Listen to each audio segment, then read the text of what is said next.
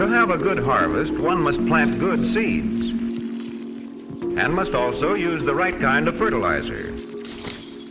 The carrots have grown large and firm. How good they will taste. So you'll find out soon, everybody, why I'm going to say this, but in the words of Batavia the Botanical, I will say, good morning, good morning. Good morning, everybody. Ladies and gentlemen, how are you today? And welcome back to the Backyard Gardens podcast. Oh, I had to do it for Batavia's face. I should have caught it on camera, but it's okay. You know what's so crazy?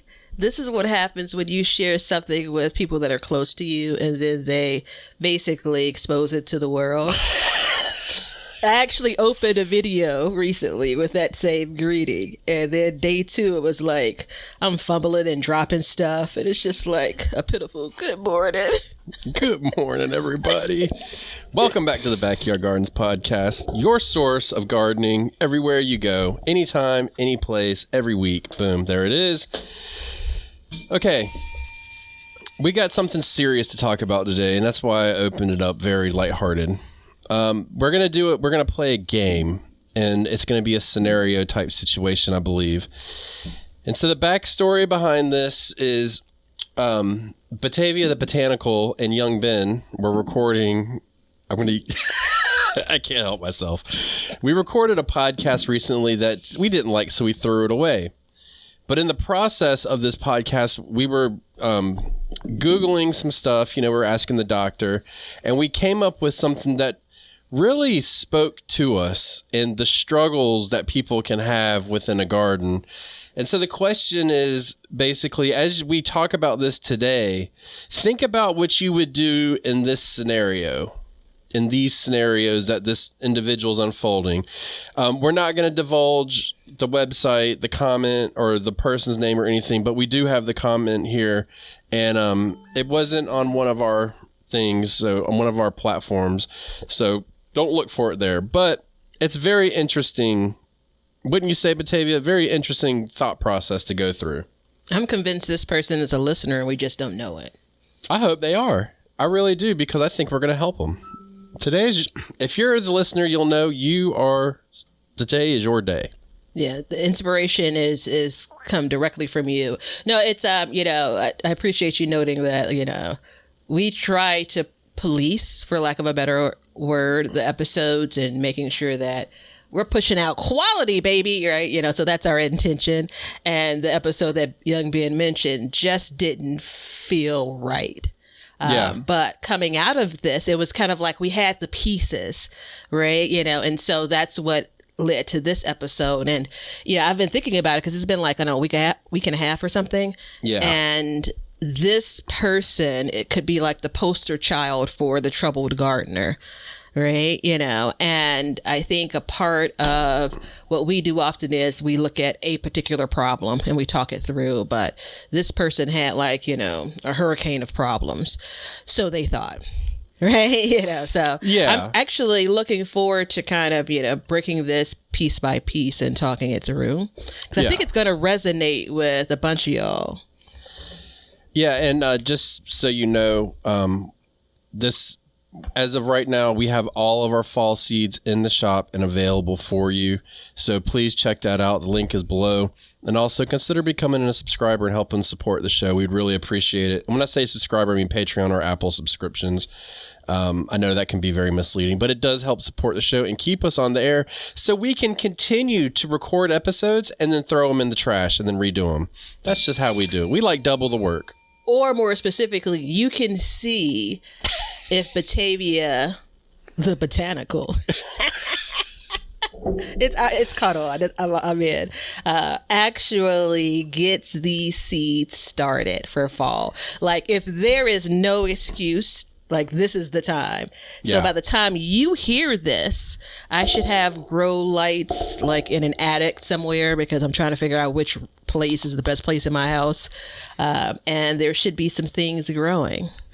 There will be. Right, Leonard? So she's trying to throw you off. It's not in her attic. It's in her doomsday bunker. But she's just trying to throw smoke screens so you can't figure it out. But I know the truth. But let's get into the question, or not the question. Let's get into this statement. And it was a very heartfelt statement. Do you remember? I don't think I have it pulled up. I don't have it pulled up anymore. What the general topic was on that caused this person to comment this? I believe it was in response to how, gardening saves you money. Yes, that's exactly what it was. So, okay, here we go.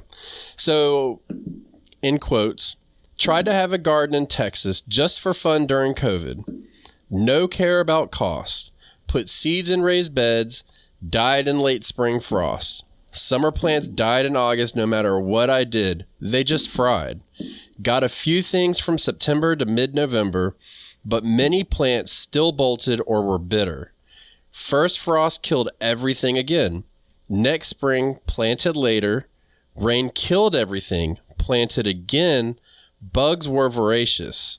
Pesticide and manual removal didn't save them. Any that survived died in July heat wave. I gave up on everything but a very basic herb garden. Rosemary and basil did okay. Cilantro was spring only. It is not as easy or cheap as planting a seed and getting enough food to make more than 2 meals. There is so much in that paragraph there. And if you're listening, I hope you know who you are. Thank you for being honest enough to put this out in the Ethernet so that everybody can see it. Because if you break it down, and we're going to break this subject down piece by piece, and we'll give how to fix this and the cause of it, because it's so important. And seeing the I mean, you can even see from one year to the next year how they were attempting to correct this. You know what I mean? Yeah, I think in the throwaway episode, because we talked about this a bit, I had mentioned, this is one of the, all things considered, one of the most thorough comments you see from someone. Yeah. Right? They kind of walked through the calendar year, and the troubles and the woes they have. You could spend, this person could spend another 2 pages explaining detail by detail what happened around it. But I think a part of it, the issue that we find is this person firmly believes like it's out of their hands. Like these are the woes, right? And you and I both know when we first heard it, when we first looked at it, we thought, there's more to it. Then when we started breaking it down off air, line by line, we're like, yeah. And then there's one real piece of this puzzle that really tells us, what's going on here. Although, that could be anyone's experience, which is actually the pretty interesting thing about it all. Well, and I mean, just to start in the very beginning, Texas. So I know that there is a misconception that all of Texas is just absolutely hot as fire all the time.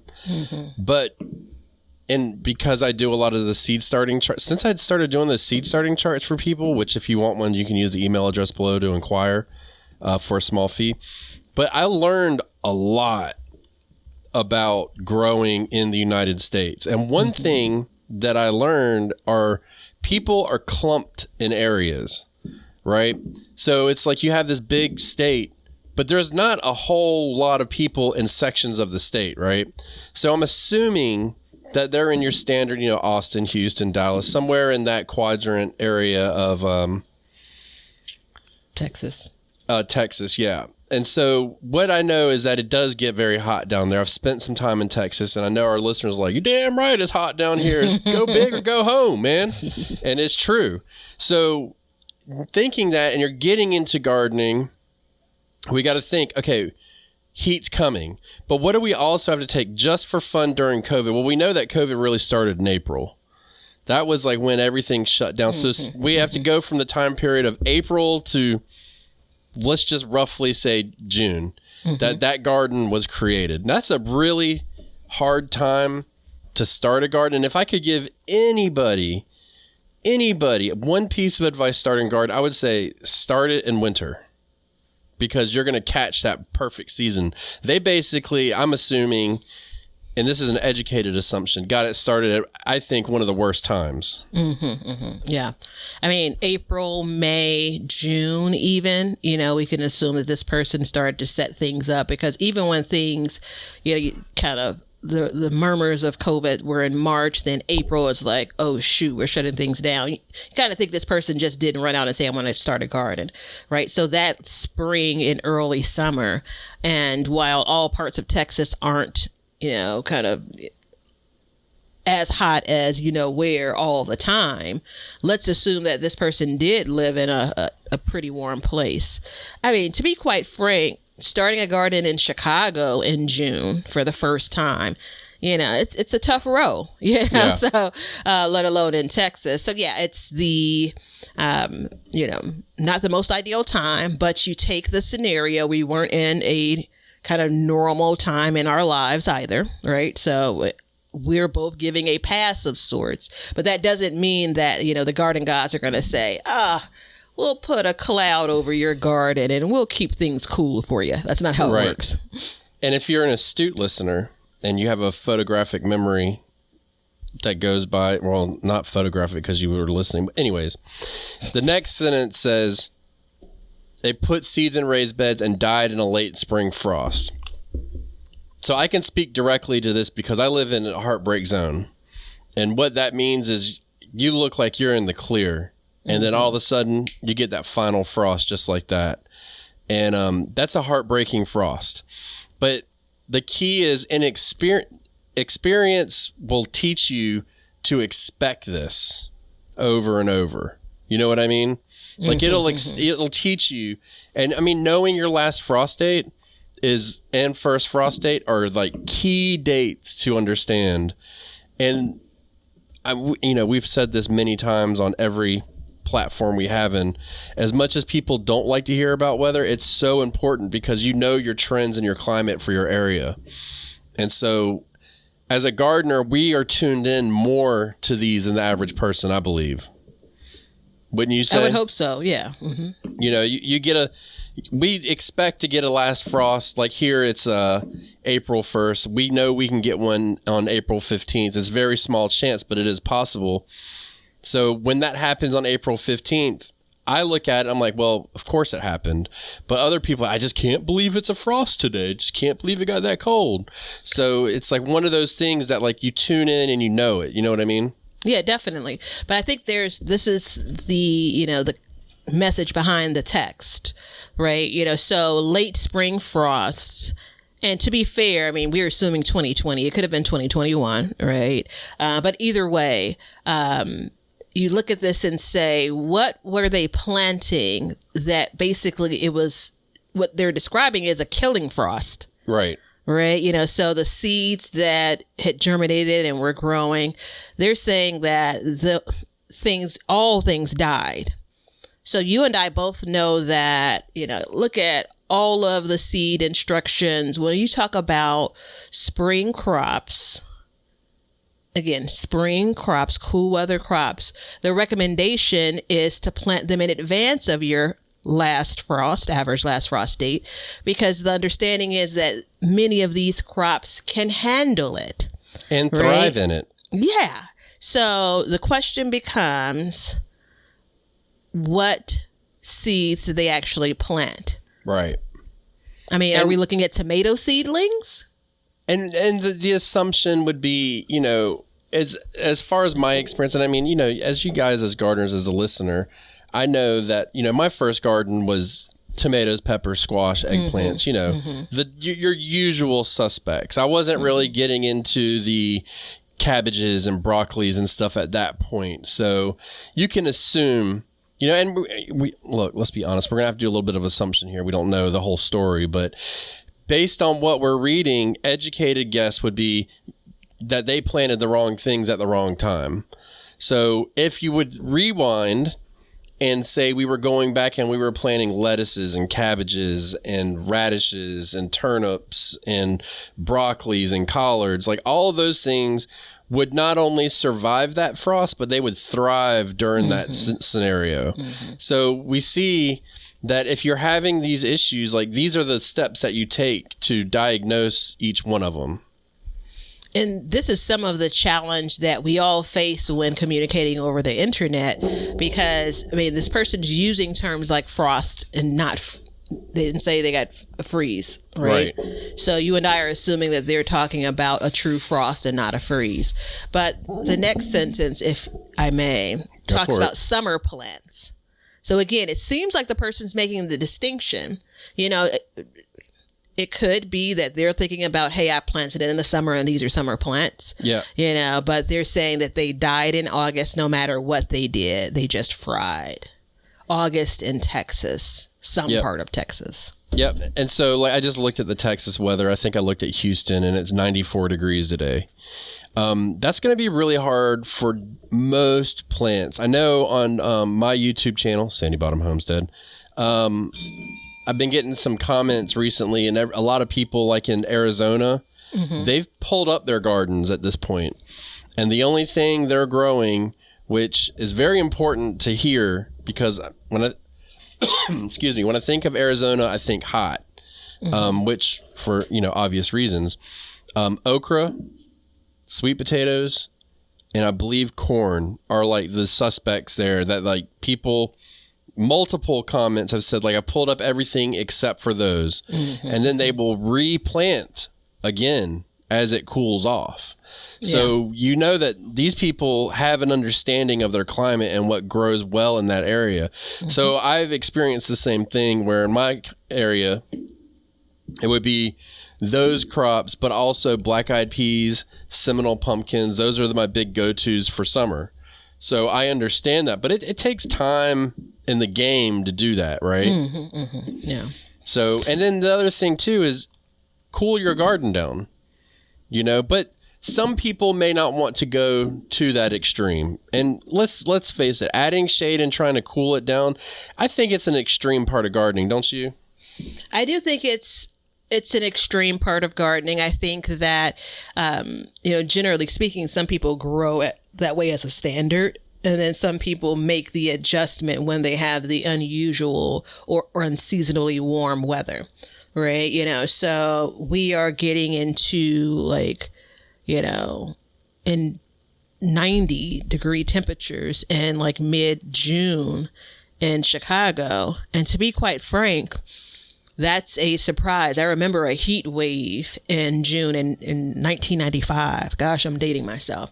And it was, again, just unseasonably warm. We were in triple digits that time. But I say that to say, for us, a June temperature, July temperatures, I know what's happening in my garden, and I can basically kind of coast.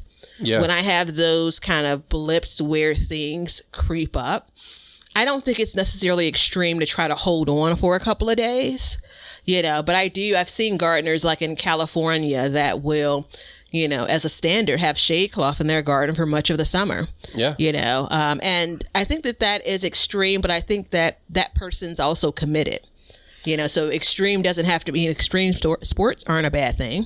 No, right? No, not at all. I think committed is the word to use. And I think it shows a level of understanding as well, because, you know, you understand that it's going to get hot. You understand how to add shade, and you understand the effects of adding. I mean, you can't just put a blanket over the top of it and say, we're good. You know, you're using a shade cloth that lets a certain amount of sun in with a distance off of the plant, stuff like that. But adding something like that can easily rectify that situation. But I will say, I'm going to venture out and say most people that are doing that have had a everything fried in August experience. Why else would you do it? Because you've had that experience and you've lived through it. And I said this in a video that recently released, you know, and I think I said it on the podcast. I think I did on the subscriber episode, where one thing I like about all of our listeners and viewers is like, we've all experienced failure, and it's how you come back from that failure. So if everything fries in August, I know that in August, the next year, I need to do something different if I'm committed to that level. So it's a very good starting point to go through. Then they say they got a few things from September to mid-November, but many plants still bolted or were bitter first frost killing everything again. So here we've got key things that stick out to us. Bolted is a very key term. So what that tells us, I'm going to go ahead and speak for Batavia, if it's okay, is that, things that are cool season were planted earlier than September, meaning August or early September, and then it continued to be hot. And so, yeah, of course it's going to bolt. But again, that's knowing what to plant when and how it can handle it. And to be quite frank, that's the dance, right, for all of us when it comes to, this fall period. So September to mid-November, things were already growing and were bolting, right? So that's the dance of what do you plant and when for fall, right? Yeah. So the what is a little bit easier. The when is the more of the dance, right? So if I set... in Chicago, if I set out my seedlings in mid-August, am I going to have them just fry? Right? Because, I'm thinking by the time I set them out in August, they'll be ready before I get the coldest of cold weather in December. If I'm in Texas, is setting something out the first week of August too early? Probably so.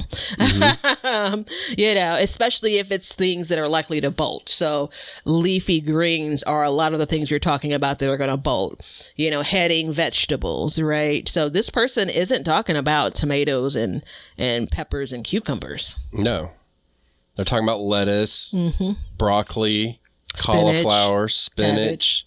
Cabbage. Cabbage can bolt for sure. So, this is the situation I sit in right now for fall. I'm trying to tweak my fall planting schedule. So, spoiler alert, before we get through all of this, I'm going to go ahead and say the biggest challenge so far has been planting dates, when to actually plant and what to plant.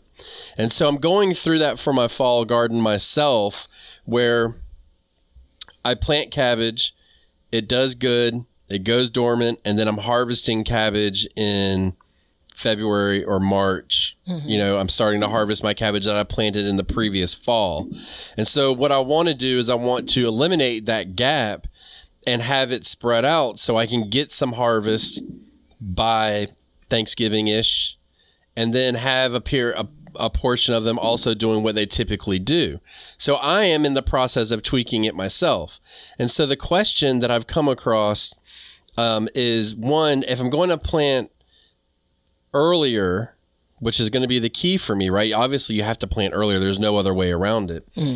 Is that cabbage plant going to bolt because it's hot the first year? Because we know it's a biennial.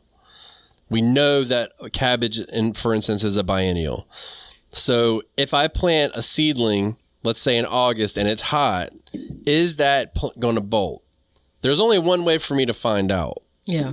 And that's to do it and see the results and then move on in the future. You know what I mean? Yeah. And I think I'm going to say this, and I know that... well, I want to know your opinion, too. Well... I agree. So a part of I think the challenge when it comes to timing is exactly that. I think you and I are very clear on what we should be planting for fall and going into winter. Yeah. Like that's not the question. If there's anything that we're saying, oh, we're taking a chance on, we clearly know that we're stepping out on what the best garden recommendations are. I think where I was headed was, plant it out April 15th. How does it do? Put another seedling out April 25th. Put another seedling out, September the 5th. Yeah. So you can figure this thing out in a season. You don't have to wait until next year and try to correct your wrongs, but it really takes, again, a level of commitment and dedication. And that I don't expect many to do that for everything they want to plant for fall. Some things are, easier than others. I think my challenge is less about the bolting in my area and more about the time it takes to actually get to maturity. But that's because of my climate. in Texas and North Carolina, in a lot of your warmer areas, I can absolutely see the timing of it isn't that you won't have enough runway. It's that you really won't get out of the starting gate. Yeah. And that becomes the issue, right? And it is, again, it's harder to manage. All right, things look okay until they don't. The thing about bolting, and it's sneaky, like you get a couple of days. Yeah. But there's once that thing starts, there's really no stopping it. So things look good and you come out the next day and it's like, and then you're basically done. Yeah. There's some things that are still tender and enjoyable, like right in that window of bolting. And there are some things that just aren't. Yeah.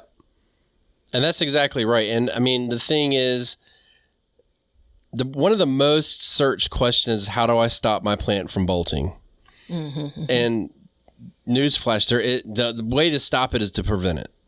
And so you can keep it cool or you can plant it earlier. And, there's this weird time frame for planting. And this is a really, really good episode to start off talking about fall, because it is time to prepare for fall already. You know what I mean? And so as we start thinking about this and we start thinking about our planting dates and stuff like that, it's going to be really important to kind of get those hammered in and look at it and think about it. But I will say this, and I think your average gardener isn't as concerned about planting dates and fall plantings and stuff like that. I mean, how many people do you know personally that will leave a tomato plant out there to get their final last tomato as long as possible, instead of pulling up that tomato plant when it's the appropriate time and having a whole nother crop in the ground? Including myself, how many? Sure. But I mean, we've all done it. You know what I mean? It's not like we're for sure. I mean, I do it still, and I know better. I mean, I sit here and preach about it, and I still do it to some extent. Yeah. And I think even with kind of weather patterns clearly changing, hard stop, I still believe that some of the things are what they are, right? So I always fall back to the one fall, I think it was 2021, where I had some really great growth on a lot of the things that I put out. And I can track back to about when you hear this episode, within the next 7 to 10 days from when you hear this episode, was when I was starting some of those things. Right. And so I think when it comes to when you're starting the seeds, moving on to when you're planting them out, and then the assumption clearly is that you have a space to plant them in, which could be, leading to the need to pull a tomato plant. I think not for this particular gardener. I don't think this is what their experience was, but for the wider audience, also considering you may be planting in a space that has many other things growing. This is the hill I'm going to die on when it comes to this. The shading of plants. We have less sunlight, our favorite topic, when we get to this fall bit of the year. You have things that are in your garden. Everything isn't itty bitty like it was when you started in the spring. Right. So planting things behind things, depending on your garden orientation, may not work in your benefit. These are the things that you need to be considering now. Yeah, exactly. And I mean, it's this weird dance that we have to deal with. Mm-hmm. And you said it earlier, it's the dance, and it is the dance, and it's something that is just, it takes time. So if you're a first year gardener, or better yet, if you're a fall gardener, let's say you've been gardening 10 years and now you're going into fall, don't give up after the first year, right? But this person didn't give up in the first year, and that's important to know. They say the next spring they planted later, rain killed everything, planted again, bugs were voracious, pesticide and manual removal didn't save them. So the place and where the comment was made is not really, okay, my heart bleeds for them, because I know the feeling of having a garden and then it's just one thing after the next, just bam, bam. It's just the dominoes fall. Mm-hmm. It's like no matter what, you get a wet spring, things die. You come back, it's tough, and actually it's funny. My cousin, she lives in Texas, and I was just talking to her the other day, and she was saying, where she is, they have a lot of clay, and they have had so much rain that the only thing that's surviving is cucumbers, and they're barely getting squash, so she's just trying, and she was asking me, she's like, well, how do you deal with that? And I was like, well, look, I mean, if you're getting 30 inches of rain in a week, I mean, there's not much you can do about it. You know what I mean? The best thing is get some seeds ready to replant afterwards and just keep trying. But the pest part's something to really kind of hone in a little bit, because how many times have I been out in my garden and it's just the same way? It doesn't matter what I do, I cannot get rid of the pests, and it's defeating to deal with that. Well, wait, hold on. Let's, before we get to the rain bit, because again, 30. How many inches of rain? I think she said they got like 30 inches of rain in a week. Yeah, that's craziness. I mean, these are extreme situations there. Exactly. But go back to frost. The first frost killed everything. Oh, again. Okay, sorry. We're going to go back. Yeah, delete that. So first frost killed everything again. So they said again, which is odd, right? Well, so it just means the last frost killed everything. I think it's just in a year the second time. So in the spring, they had things that were killed. In the fall, I presume, maybe early winter for them if they're in Texas, when it comes to that first frost killing everything again. I think we just have to beat that drum a little bit more. What do you have in your garden that's getting killed by frost, at the latter part of the growing season? Like, that's, so... Are you asking me, or are you just throwing a hypothetical? It's more rhetorical, right? Rhetorical is a word. If you focus again on... So I preach this to you all when it comes to my love for collard greens. Like, there's a shirt that young Ben and Leonard are supposed to be designing for me around that. But I may not say it enough. Like, I'm absolutely, if not bending the rule, breaking the rule, growing something like collard greens in July. Like, that's just that crop is not designed. Its DNA does not say July in Chicago, right?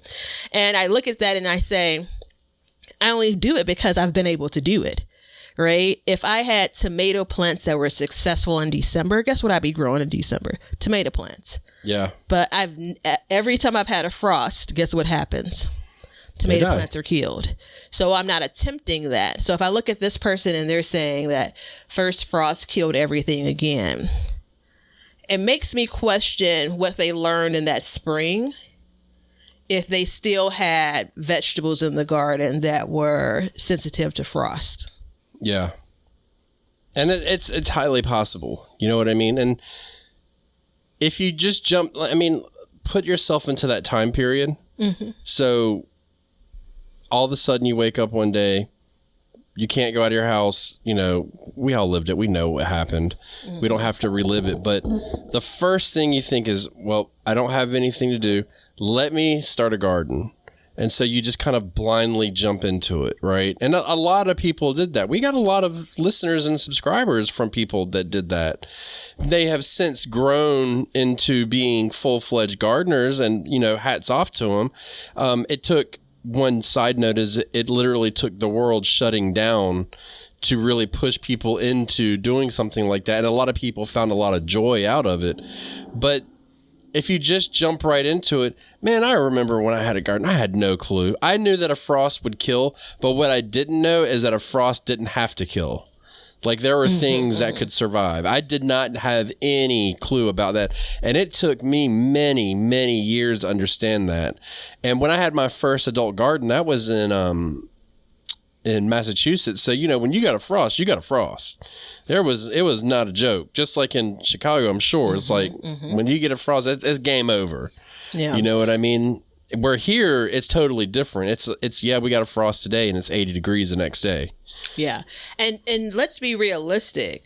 If this was my first year garden, I mean, the number of dead would probably be twice as high as this person's, right? Yeah. So this is not me gardening for eons and then saying tisk, tisk, tisk.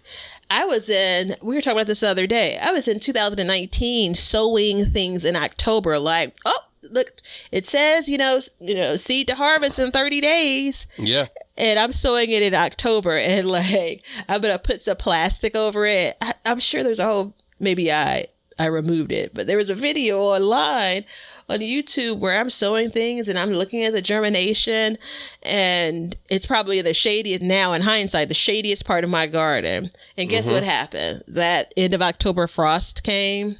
And Done. again, I was sowing things that liked the cooler weather, but they didn't have nearly enough time to be established. Yeah. Hell, I did this last fall.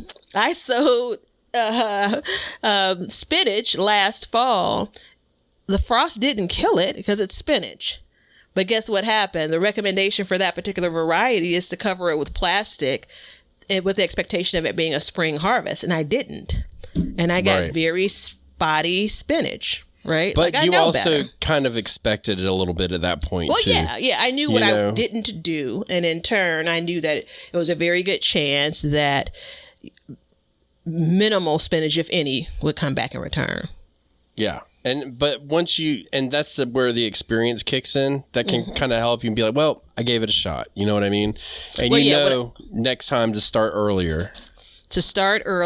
I would have been fine with the time. It was late, but I would have been, because, that's how I roll. I would have been fine with the time, but the extra step of covering it is what quite literally killed, the seedling that actually had germinated before the real winter went in. Right. So I think I took a chance. That chance didn't work. This fall's, fall sown spinach with the expectation of a spring harvest will be covered if I'm going to do it. I mean, I have experience now that says the low touch approach didn't work. Now, there's a chance I could do the exact same thing this winter and it works. Maybe we have a more mild winter, but I already know for sure I have experience with it not working. So again, it's none of this is about, tis for this first time gardener. If this is a 5th-year gardener or a 10-year gardener, it's the same feedback, right? Like, we don't know until we know. Well, and the thing is it doesn't matter how long you've been gardening. You will deal with some of these during this whole gardening season. Somehow you may deal with all of it. I mean, that's just how it is. But going to the pest issues, so I know from experience there is a common theme where people think I treat for pests once and I'm done. And that's not ever the case, really. You've got to continuously do it over and over. So, I don't know if that was the issue, but I know that like pests, they can be, they can be a true nightmare. And it's one of those things where you get a pest, you stay on top of it. And honestly, you're looking at 3 weeks of treatment to get rid of a pest. You know what I mean? And even then, depending on when you caught it, you could just be mitigating the issue long enough to get your harvest. Your plants may still succumb to that whole pest. Yeah. So it's just one of those things. But I like that they were doing manual removal as well, because you're kind of doing the pesticides, you're doing manual removal, you're kind of taking the whole thing at once. But the other thing too is you've got to be using the right thing, the right treatment for the right pest. You can't go out there and spray BT on beetles. That doesn't work, right? You got to spray the neem for beetles and BT for worms and caterpillars and stuff like that. Like there's a method to it. And then you can get inorganic pesticides and they kind of cover all. You know what I mean? So there is that aspect of it. I think there's also how far had the pest got. I think you have to, as a gardener, recognize in some cases, if you let things go, because we say, observe, monitor, hand pick, right? When you have something that's riddled and you have very little leaf surface left, healthy leaf surface left, that plant may not recover. Right. And it's interesting because you and I both are speaking of it like singular pest, right? And this person doesn't, they basically say, plant it again, and it kind of, implication is that like bugs attacked everything, right? But in most cases you have a couple of troubled areas in your garden at one particular time. Absolutely. And depending on how many things you've planted, that could be, the whole of your garden.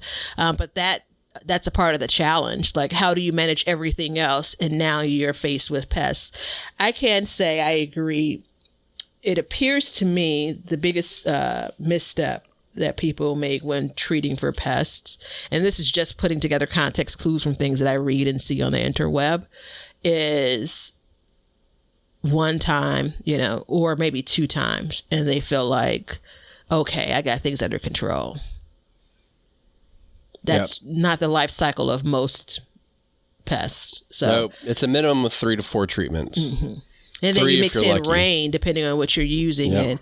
And, that could vary, treating at the right time of day, So those are things you need to consider. I have that issue with my squash right now where we haven't had rain in a while. But at the time when it was like the perfect time to get on top of the pest, I started treating for it. We would keep getting these 5-minute showers in the afternoon. Mm-hmm. And so I decided like, hey, I'm not gonna spray it and then let it rain it off. You know what I mean? So I stopped. And then by the time that stopped, the pests were basically out of control. So I can fight the good fight and just keep at it, keep going, keep throwing basically money at the problem. Or I can just let it kind of run its cycle, get what I can off of it, and call it a day. Mm-hmm. You know what I mean? And just accept defeat. And that's kind of the path that I'm taking this year. Instead of just like constantly throwing it at it and being out there all the time, it's like, look, man, clearly I need to just back off. Clearly it wasn't meant to be this year. So as soon as the pest hit, it rained every 5 days, every day for 5 minutes, just back off. You know what I mean? But I knew that was going to happen. I knew what the outcome would be, and I'm seeing it now. But I'm okay with that. That's just part of it. I'm still getting a harvest. We just pulled 5-6 squashes out of the bed today. So we've got plenty of stuff coming out. But at the same time, it's like we could go longer, but I can just replant somewhere else and just be ready for it. You know what I mean?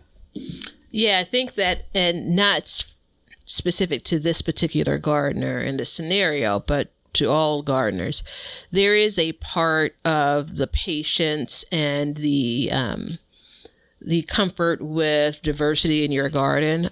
So a flower story, there's a set of lilies that I bought that are my favorite. And like the type of lily, not the one that blooms all summer. It's the one that basically blooms, most times in early summer, and then the blooms are there for like 2 weeks and that's it.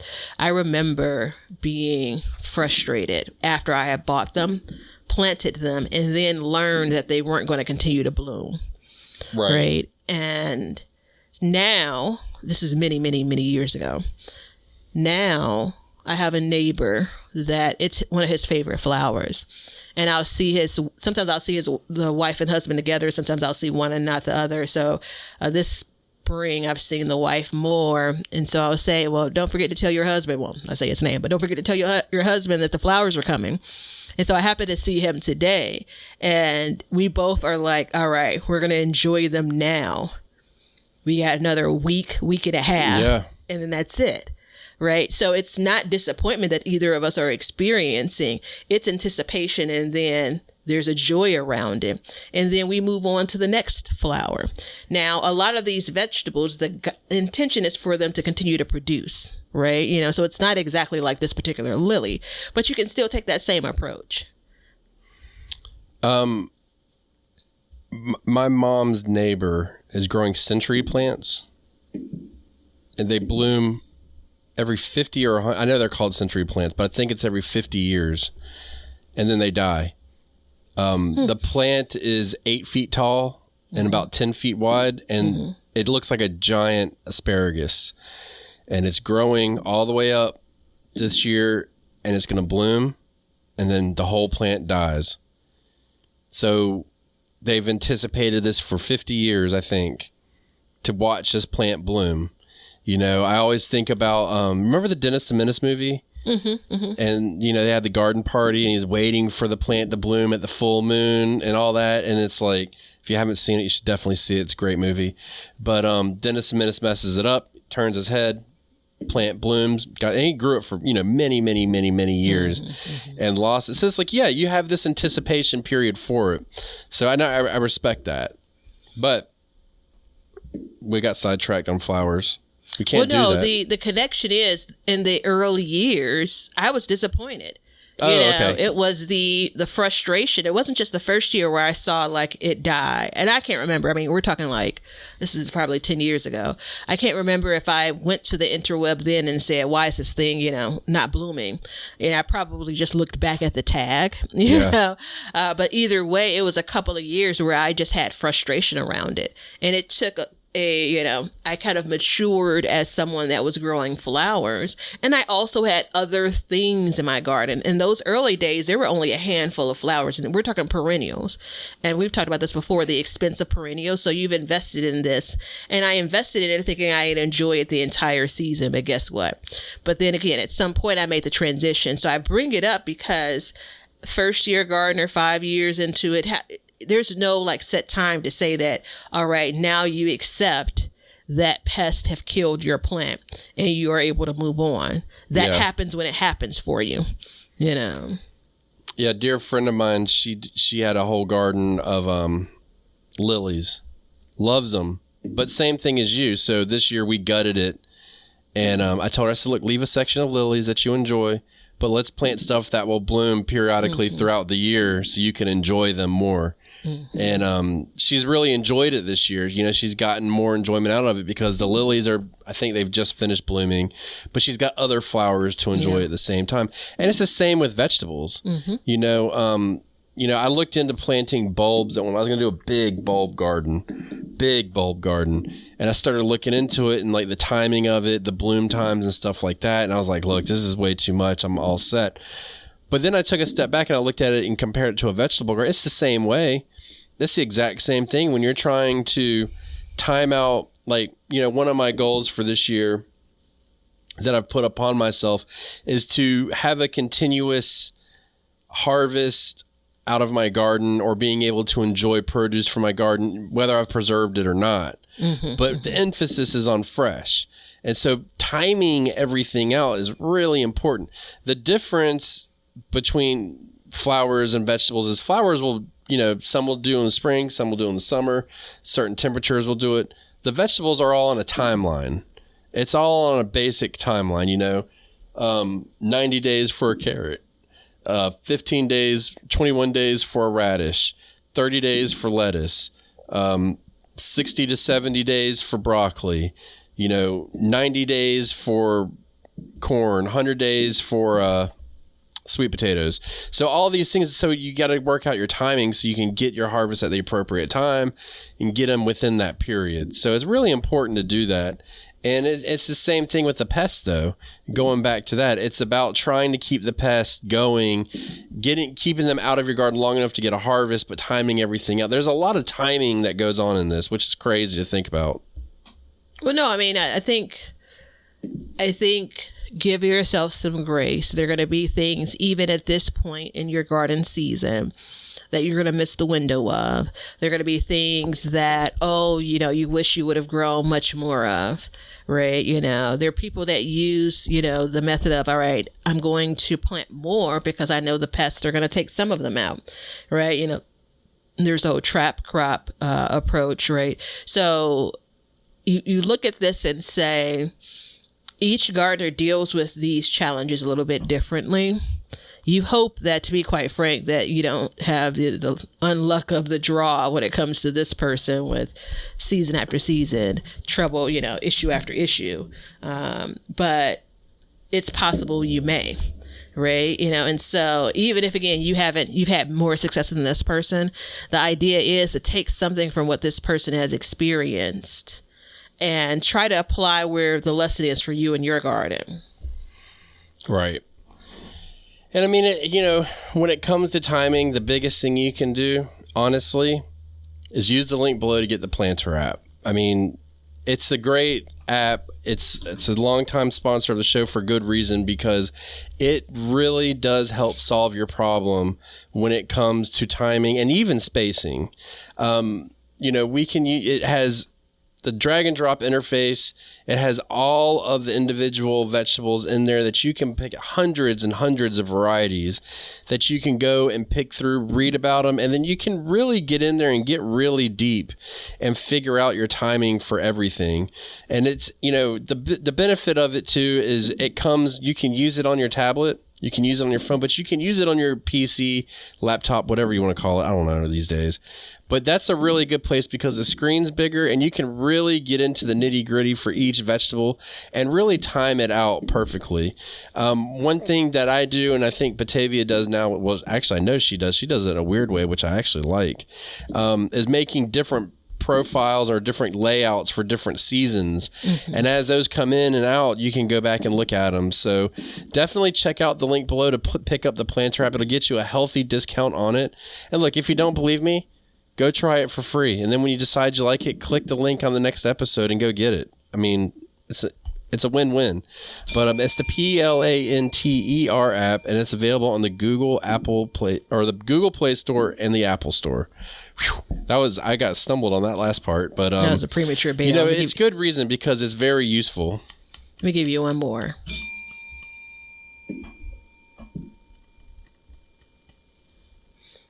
So, are you able to hear me okay? No. Oh. Let me crank up the volume, go ahead. But how are you able to know that you're not able to hear me? I can see your mouth moving. Oh, are you reading my lips? So I want to go and, the next statement is it didn't survive the July heat wave the next year. That's basically the same thing, as the previous year, and that's just tweaking it out each year. And so I really want to point this out. I gave up on everything but a basic herb garden. Rosemary and basil did okay. Cilantro was spring only. I have said this on the episode before. I will say it anywhere. I always recommend somebody starting and focusing on an herb garden because it is so easy to do. They're so forgiving. And in this little rosemary and basil did okay. Rosemary loves the heat. Basil does pretty good in the heat too, other than the fact that it bolts. But you can actually kind of overcome that. And then cilantro was spring only. Well, it's a cool season crop, which is very misleading because Mexican food, cilantro go hand in hand. Mexico seems really hot to me. I don't know. It's always been confusing, but that's the way it is. Yeah, I think that there is something to be said about the acknowledgement of what did go well. Yeah. And I get it. I mean, if they set out to start an herb garden, hey, success, but that's not what they set out to start, right?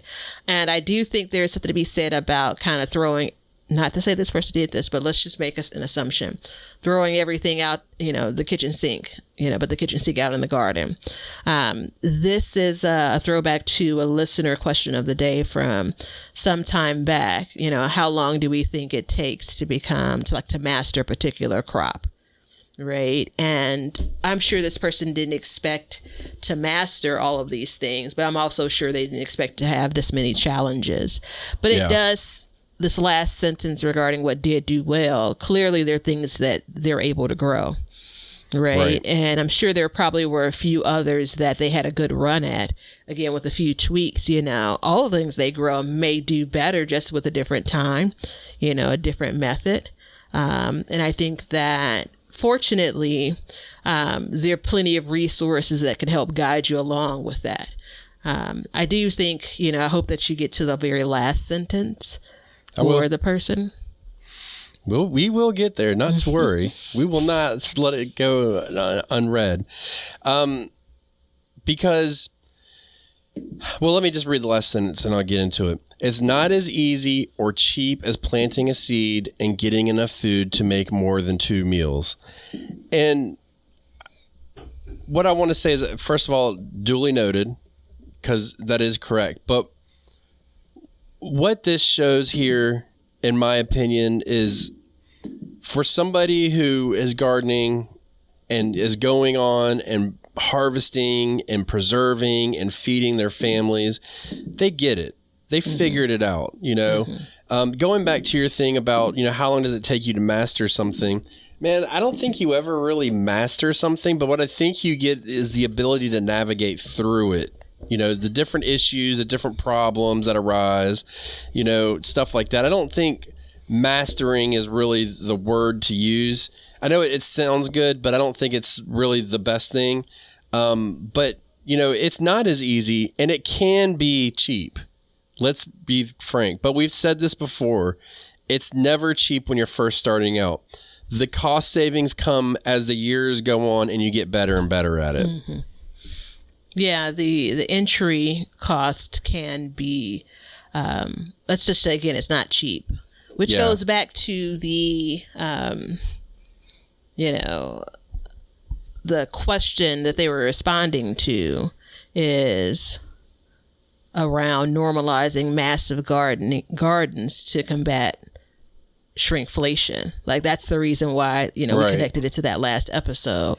And that alone is misleading. I was going to say, who say that gardening is cheap? Well, this kind of implies, hey, let's combat all of this, you know, this price gouging in some cases. And the reality is, yeah, you can do it in year 2, 3, 4, 5, 6, you know.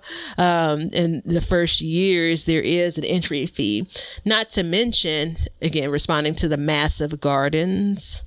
Like, massive implies you're going to grow a lot of things. So when are you becoming proficient, maybe as a term, when it comes to growing particular crops?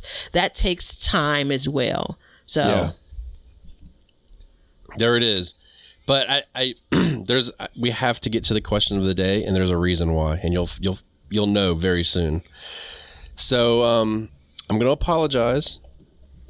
I can't say your first name. I just can't. I don't know how to say it. I don't know how to pronounce it. I'm going to just say your last name. This comes from Mr. or Miss Kim. Hi, Young Ben and Batavia the Botanical. That's where we got it from. Nicely done. Love your show, and thanks for the insight. What are your thoughts on playing music in the garden? Oh, hey, you remember Gardner. We did an episode about that? Yeah, hey, Gardner Kim. Yeah, you go first. No, well, I mean, so first of all, I don't know, was it last year, year before? I feel like this that goes back a bunch of years. Yeah, it goes back years and years. We did a whole episode about playing music in the garden. And there is actually, if you go on YouTube, there is a link. I'll see if I can't link to it on the YouTube channel for Backyard Gardens. Actually, Batavia, do you mind if we just all link to it on all of our YouTube channels? Yeah, for sure. Yeah, there's an actual scientific track that was made to play to plants that they supposedly studied and really saw it. It's wild. I mean, I'm just going to go ahead and say that. It is not the type of stuff you would catch me listening to. But if I'm in the garden and I'm really working, there is not a time that I don't have music playing. And to take it a step further, I've had raccoon issues, bad. And so I play music in my garden every night now. And it's keeping the raccoons away because I think it's people's voice. Interesting. Mm-hmm. Is my garden doing substantially better? I don't know. But it's always an interesting thing because it's a discussion about how everything's interconnected. Yeah, but and also, if not music, you know, how do your plants? If your plants respond to music, and you know, particular cadence and sounds and elements of music, then does it respond to other sounds? You know, all things are equal in my garden when I'm in an urban area compared to your garden that may be a tinge more rural. You know, let's pretend we have the same climate, you know, same garden makeup. There's a dump truck that just drove by, you know, like, you know, you wonder. I personally listen to music or an audiobook, but probably, I don't know, maybe 60% music, 40% audiobook or podcast. And I always have an earbud in though. And that is absolutely because of where I garden, where I live, not disturbing the neighbors. You know, I have one earbud in so I can have the other ear when people are saying, "Hey, Batavia Botanical." Yeah.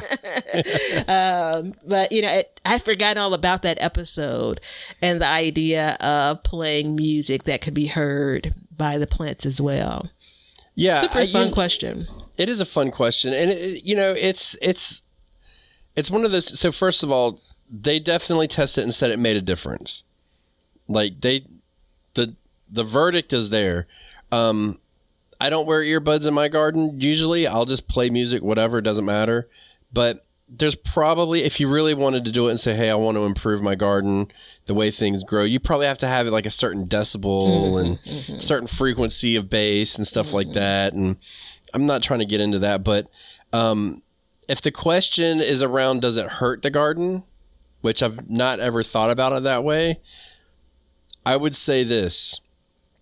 The music is what keeps me occupied in the garden to get through those strenuous tasks. And if I don't do it, then that's going to hurt the garden. So I would say it does not hurt the garden. And it doesn't matter to me if I'll be out there listening to punk rock, hip hop. I don't listen to country, but you know, anything, it doesn't matter. I'll be out there listening to it. So there's probably one time during the day, and that may be in the very, very early morning hours when, especially like on a Sunday morning, when the streets here in, you know, the middle of Chicago are quiet, like it actually does happen, and the birds are chirping. Sometimes I will let just the sounds outside kind of guide me. Right. You know, so, but then you get to like 8 o'clock and then again, dump trucks are going even on a Sunday, and then I'll put the earbud in. Yeah, I got to find the video. I remember roughly what it looked like, but it was like from the 70s, I believe, when they did the study. I think I just found it. Yep. Okay, so we'll put the official full album in our post on YouTube from Backyard Gardens podcast, where you can listen to the podcast if you'd like. Sandy Bottom Homestead and Be Better Garden. We'll all put it on there and try and time it if we can get it right to when this releases. It's a little hard for us because we're in the past recording this, but it's a very interesting concept, and I would say it doesn't hurt. And like I said, it occupies you when you're doing it, so go for it. Yeah. And I'm team it. This album was made in 1976. So there you go. The year before I was born. There were good things ruminating. Well, maybe not in 76. I'm a December baby, so I don't really want to hear about your conception year. I don't want to hear about your conception year. Has your parents ever said anything about your conception to you? Oh, no, thank goodness. My mom did, and I was like, stop. We're not having this conversation. It was terrible. But yeah, so there you go, everybody. Our hearts go out to this individual. Again, if you're listening and you wrote that comment, reach out to us. We're not trying to say anything bad. We're just trying to diagnose each situation and try and help the next person. If you'd like to be like Gardener Kim and send a question into the episode, you can do so. This one came off of the email, bygquestion@gmail.com. There's a link below. We will be giving those are easier for us to track, so please send those in there. And you can also do it on our Facebook group, Backyard Gardens Community Garden. The best place for that is I will periodically put up a post asking for questions, and we will take those as a bank to go from. So by all means, send your questions, and we like knowing what you guys have questions about. You had something you wanted to say? No. You raised your hand? Okay. Well, everybody, get the planter app, buy some seeds. Fall seeds are available, and become a subscriber. Help support the show. And until next time, let's continue to learn to grow and grow for change. See ya. Now you know why people feel like celebrating at harvest time. All over the world, people have feasting and good times when the crops have been gathered in. Thanks for checking out the show. If you like what we're doing and you'd like to support us, you can become a patron at patreon.com/backyardgardens, or you can be an Apple subscriber, and in both of those, you'll get an extra episode every month. You can also make a one-time PayPal donation with the link below, and you can get all kinds of gardening gear like t-shirts and mugs and cups from the link below at Teespring. And we have an Amazon store which has all the products that we use and recommend in our gardens, and it helps support our show. And we also add to this list periodically, so be sure to check it out periodically to see if there's anything that you need for your garden.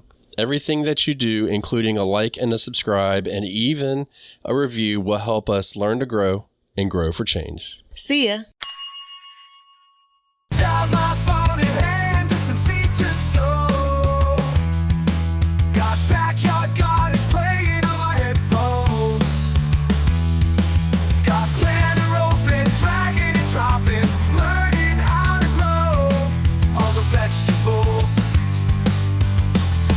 Vegetables.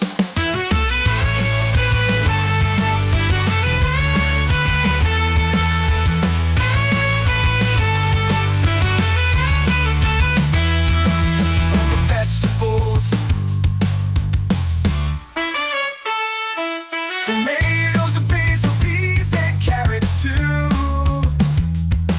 Learning how to grow veggies, something new to do. Growing all the peppers, sweet and hot. Planner tells me what I should plant and not.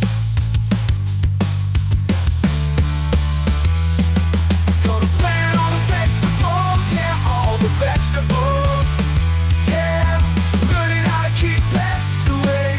Gonna make them feel the pain. Keeping diseases at bay, but pulling weeds is still a pain. Listening to Ben and Batavia, now I'm a garden wizard. No need for chemicals. Gonna go organic and plant like a boss. I'm gonna plant all the vegetables, yeah. All the vegetables.